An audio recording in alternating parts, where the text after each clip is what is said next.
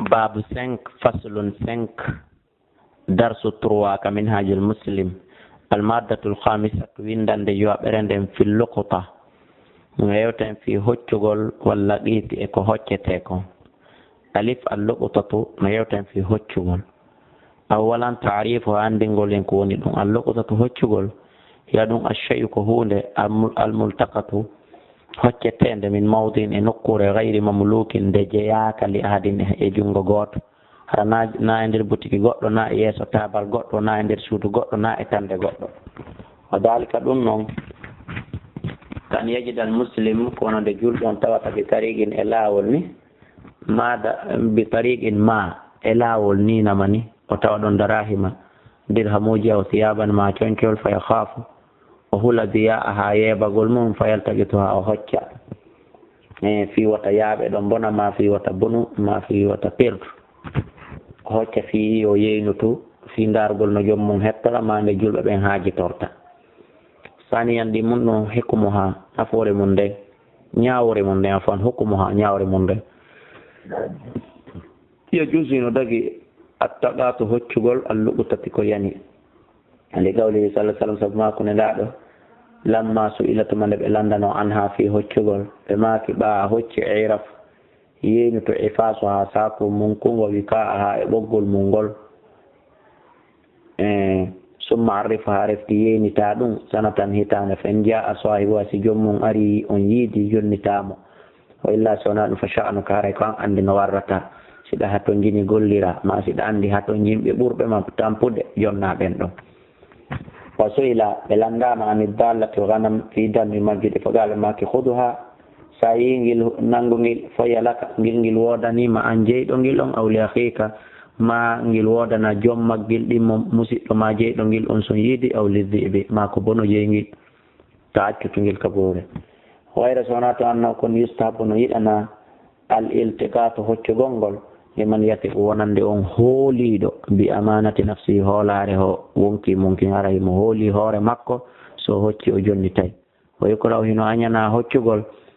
liman la yati wonande on mo hoolaki fi amanatiha e hoolare ko woni hoccude konka wonki makko ɓeyde ko waɗin taaridu weɓotugol amwali muslimina jawle julɓen littalafi fi halkugol ɗe yeeɓa e perdi la jus haray ɗum ɗon dagatako salisan tataɓunno ahkamu ha ñawoje mum ɗen ahkamu luqta ñawore hoccugol hiya ɗum awalan in kana silatiki alluɓutatu ko yani kon tafahatun koko bonata bi haythu la tatba'uha nokku ka tawata jokkintinta ɗum himmatun himme awsatin himmata awsatun nas himme e hakkunde yimɓe ɓen wa dalika ɗum kattamrat kono tamarore masalan wa habbatil anabi e gabbere inabu awil kharqati ma ɗum linsere albaliyati lannunde awi sawti ma ɗum cawni ɗum wal asa e tuggordu fayno ɗum ɗum fof la basa illa la biltigati ha e hoccugol ɗum wali multaqiti ha no waɗani hoccuɗo ɗum al intifa bi a naftor ɗum gol ɗum ko alda e yentugol wano bikkni wano 5000 francs nattiri ley e honno wiyete wano zone ɓe CFA ɓe wiye wano 500 francs CFA nattiri ley andanda hoorema e wano miswaru hum ɗum fof on tigi no wawi bananaru mangore leymu nere wofonde o cey ɗum ma droit naftugol ko alda yenutugol fil hal e on alhaal ɗon e ɗon walaysa alayhi la takino faymo tarifa yenutugol ɗum ɗon fewi walal ihtifadu biha wona renugol ɗum kadi ayna ino garda ɗon yiya masalan nata ka julirɗo yiyaɓe wengɗiɗo jikkiriwol wengɗiɗon bikkuwol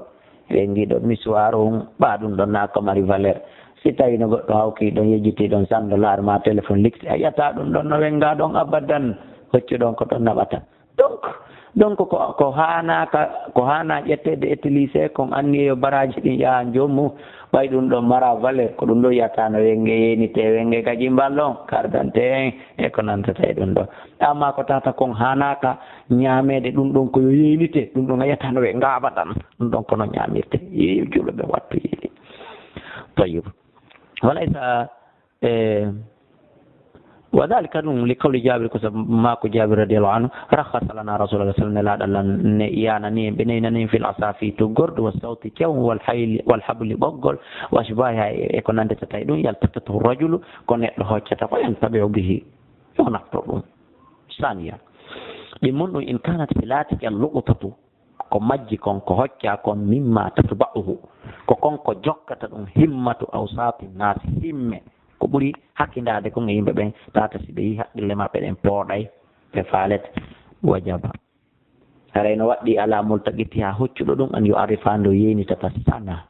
hitande timmude kamila tan timmude yowlino o feññina kadi an ha fi ko hocci kon inde abwabul masajidi ka dambude juulirde filmuji tamati wa filmuji tamati ka moɓodiri le yimɓe al ammati huɓutude aw bi wasitati sahafa ma e bange ɗeri windugol ka journal ji wal idaati e ka sakotugol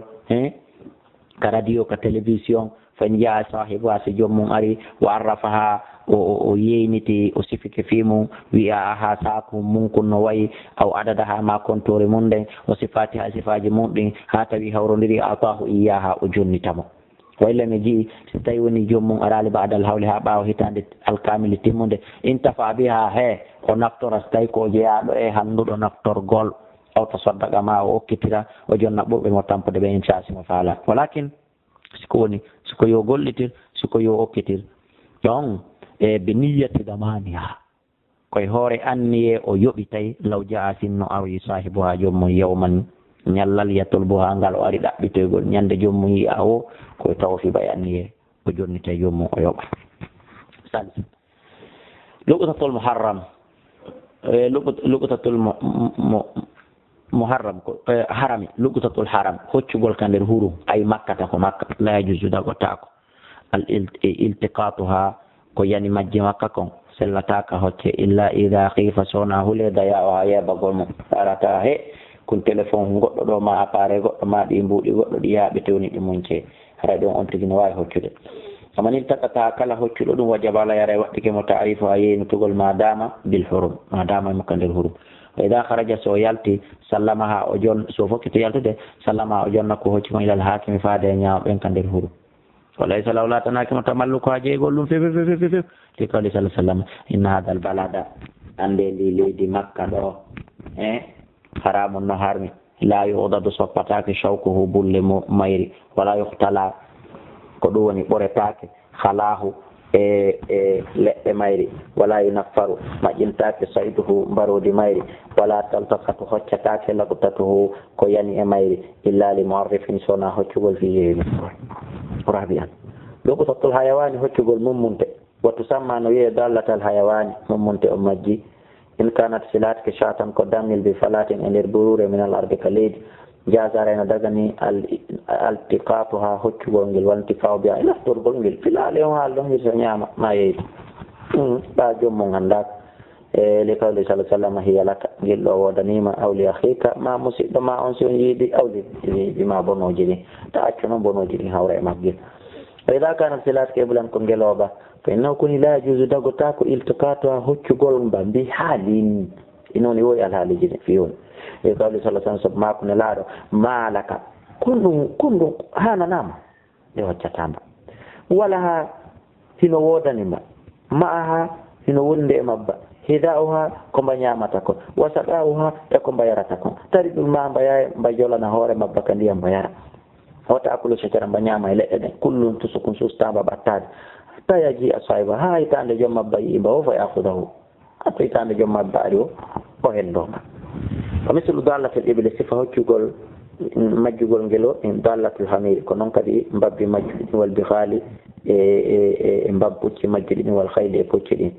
ko tusamma al hawamil ɗum ɗo fof no wiye al hawamil fa inna ɗum ɗo fof la juusu takotako iltiqatuha hoccugol ɗum kadalika ko woni tagataka rabi'an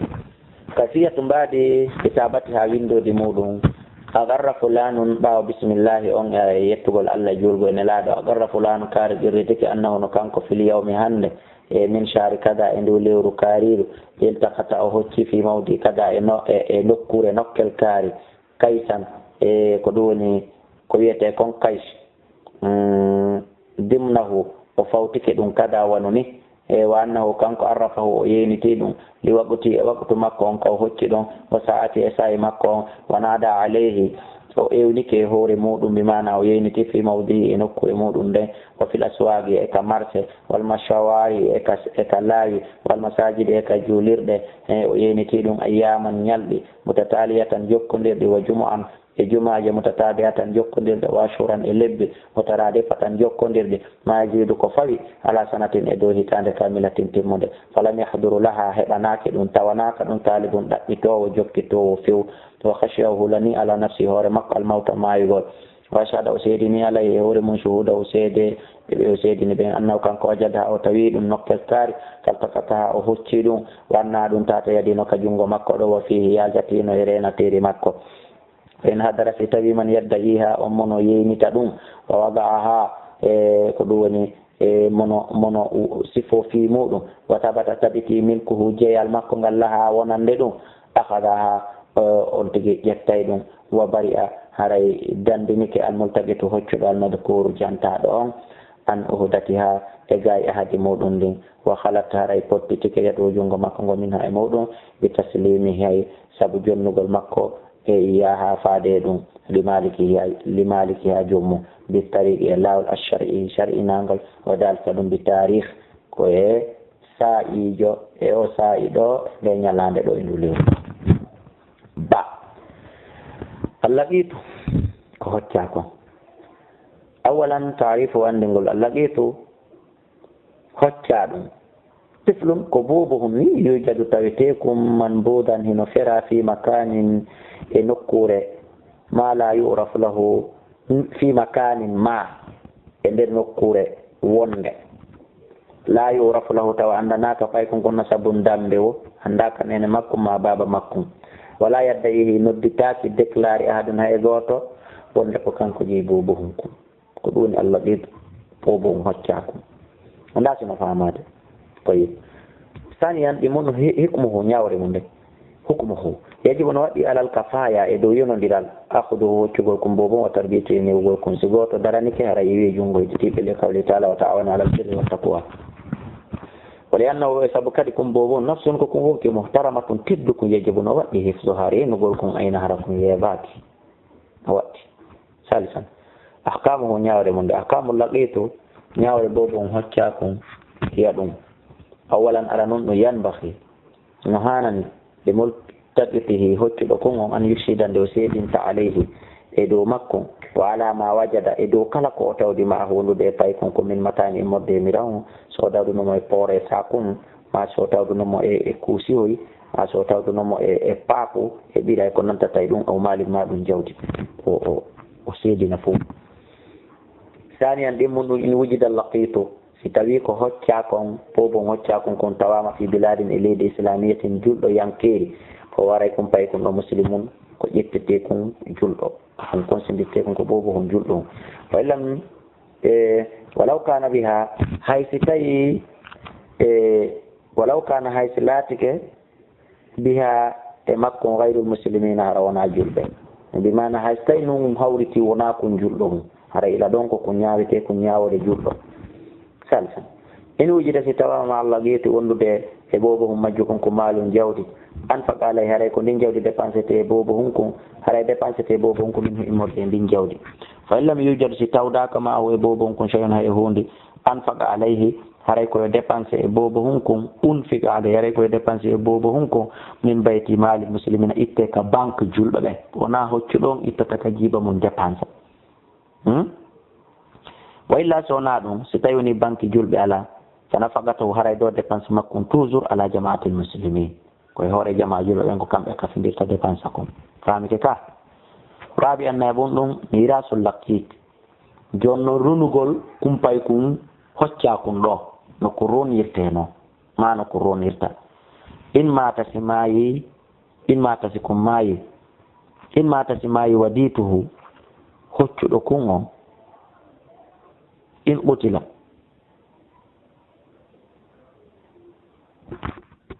yiltoɗen seeɗa raabi annayi ɓurno mirasul lagiti ronugol kum ɗo pay kum hoccakum in mata si kum maayi wadiyatuhu e diya makkum o in qutila si kum wara ka pay kun ko na kun yanda kun heba jawdi kun maya kun acca jawdi kon non ndironirte ma kun ware diya makku on si ittama warɗo on si itti diya on konto diya on naɓete foppu li bayti malil muslimin ko banque julɓe ɓen jeeyi par ce que ko banque julɓe ɓen kadi hani dépense de si tawi noon hoccuɗo ngo kanko tun itti ka jiiba makko dépense pay kun haray ɗon kala ko tata jawdi kadi koko maayi kun acci ko baytul maali on hani hendade kon kadi haray kadi ko kanko hendoto wal imam e imam on huwa waliyu ko kankon waliyu pay kun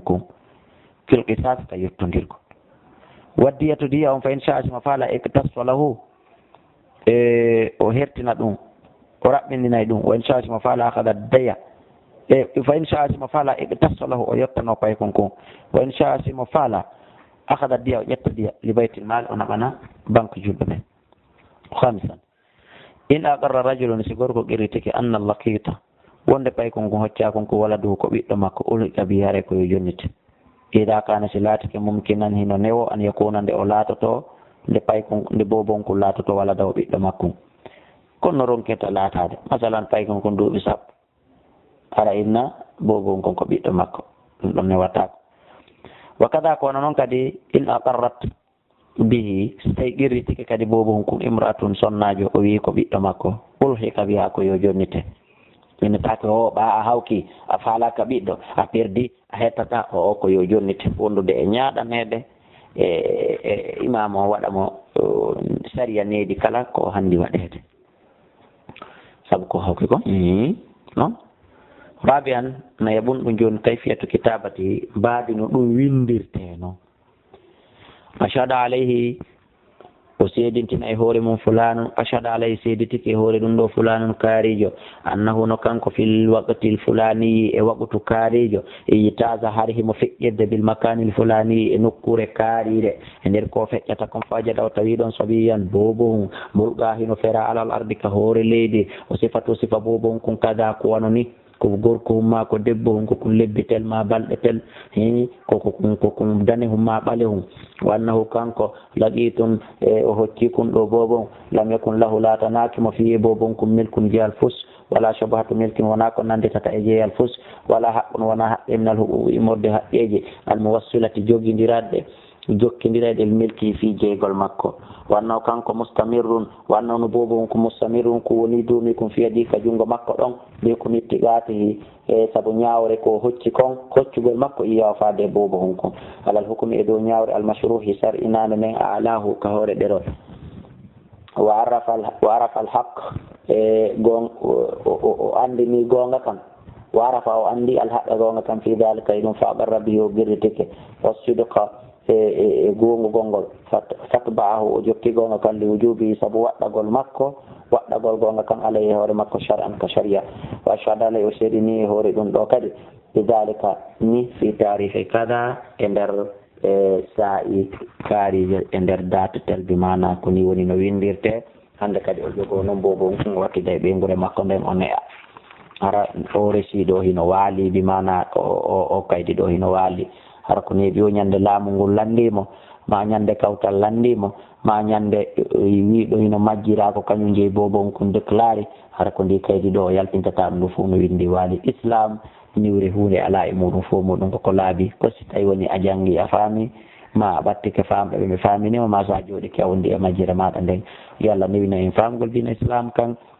o newinana en gollitirgo islam kan o ɓeydana en cellal ngal e tuuɓi ɗin o ɓeydana en yaajede nden e jaaho on amin o yaafo en bakkatuji meɗen ni wallahu a'la wa a'lam